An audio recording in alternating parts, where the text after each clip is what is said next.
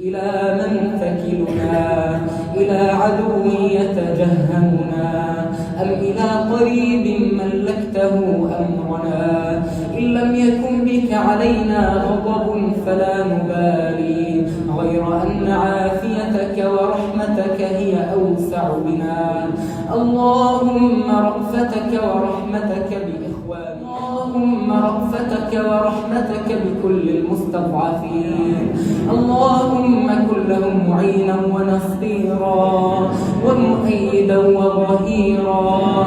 اللهم إنهم جياع فأطعمهم، عطشا فاسقهم، ضالون فاهدهم.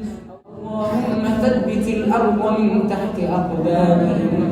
سخر اللهم لهم ملائكة السماء وجنود الأرض يا رب العالمين.